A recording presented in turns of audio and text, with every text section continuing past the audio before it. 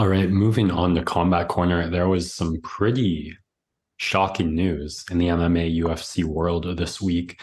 The UFC and USADA, US Anti-Doping Agency, who have been together for the past 8 years, will be parting ways as of January 1st, 2024.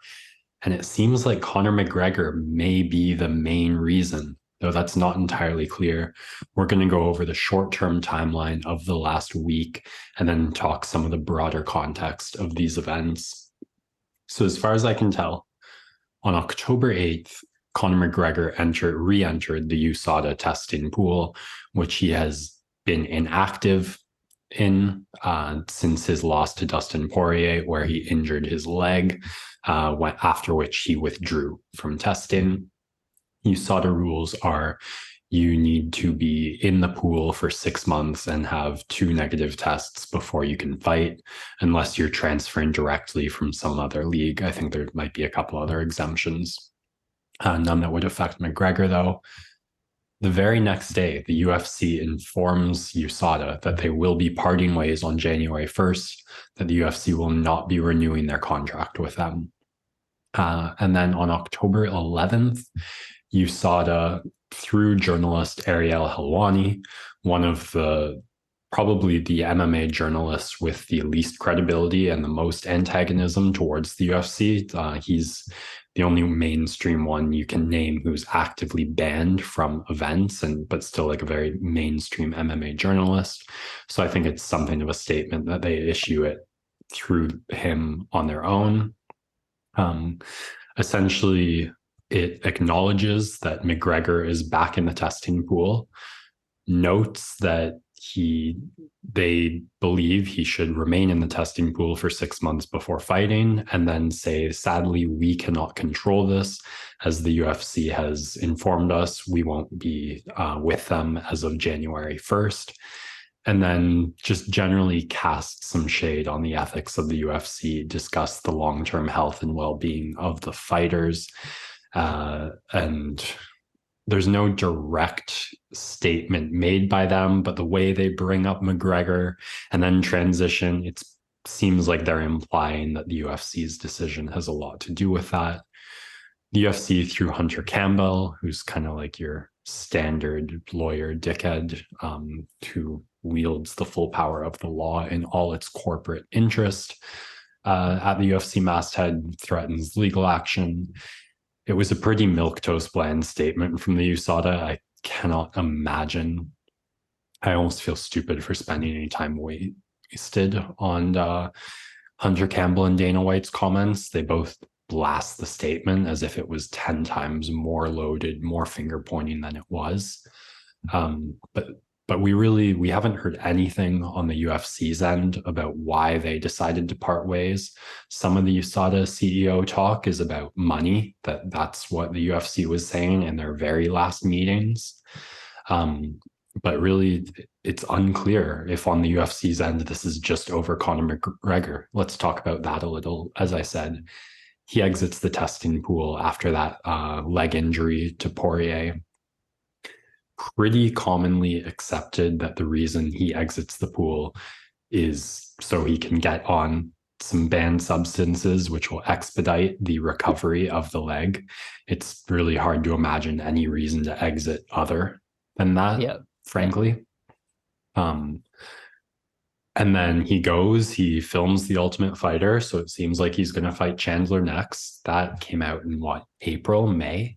And everyone's kind of waiting, like, when's the fight going to happen? And the USADA thing's been the barometer, like, well, the fight can't be happening. He hasn't gotten back in the pool, and he needs to be in the pool for 6 months. And we're just waiting and waiting. Do you have a question?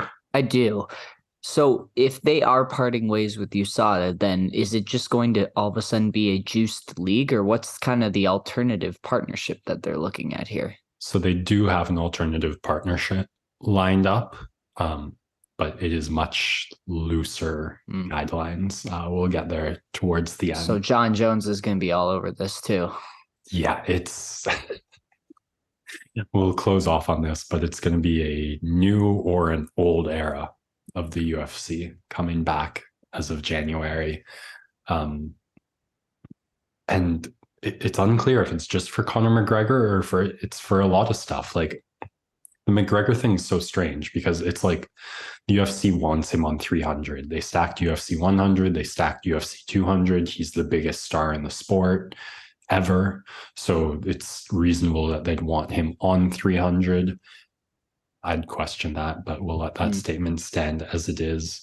Um, but if they know they want him on 300, he just has to get in the pool before 6 months before. So it's like, was the leg still healing? Was he still enjoying some benefits of some juice and not ready to go back in the pool? Is it just the same shit it's been with him for the last 6 years, where he's just not that interested in fighting by his actions, no matter what his social media posts say, and he's just not taking the steps he needs to take to fight fast enough because he can't be bothered? Like, why he waited till October to get back in the pool when if he knew he wanted to? He was talking about December. It's really hard to fathom what went on there. Um, Other things about the USADA reign, like this, it's hard to watch year after year and feel like this has been a clean sport. There have been some freaks beyond freaks among freaks of nature over the last 8 years. And I don't want to point fingers, name names that with like nothing to back it up. Um, but but it did do something. If you look at the era of the UFC before USADA and things like TRT Belfort and Johnny Hendricks and so many names and how they dropped off after USADA came in, it became clear that it wasn't impossible to cheat. It was just much harder and you had to be much smarter about it. And I think that did do something. So a difficult but somewhat ineffective program.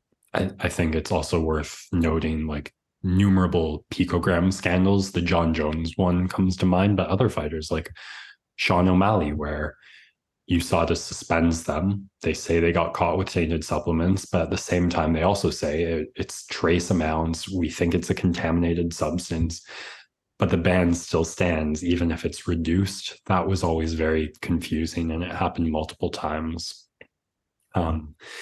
They also woke up a lot of fighters in a very unprofessional manner, which just challenges and questions their ability to fight and was often one-sided, like only one fighter and not their opponent. And you question if that gives an advantage. There is a defense that if you wait till the fighter's woken up on their own, then they have a chance to clear their urinary tract. And the second dose after that is going to be less telling than the first dose. But you'd still hope for more fairness applied in that situation. That said, they caught two UFC champions, John Jones and TJ Dillashaw, for doping. And that's something that I do not think will happen under Drug Free Sport International, the new partnership with the UFC. I'm not sure if you recognize that name, Owen. I don't, but it sounds fake. Well, let me tell you, you know very many leagues that are well acquainted with Drugs Free Sport International, including the NFL, the NBA, and the MLB. Three leagues which are notable for having the freakiest freaks of nature, and yet somehow very, very, very little drug scandals or steroid catches of any players in recent years.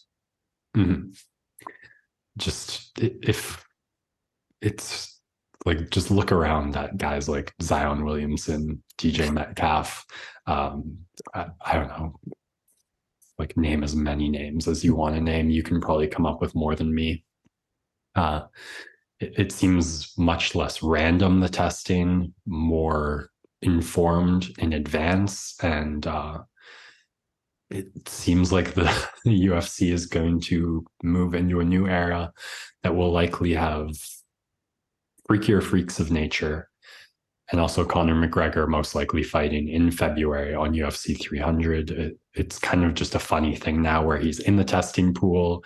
He's not going to fight before January 1st, almost certainly, because nothing's been announced and no fight camp's been started. But yeah, there's a new era coming to the UFC in terms of doping and PEDs, and it'll be really interesting to see what fighter performance looks like in the coming years after that.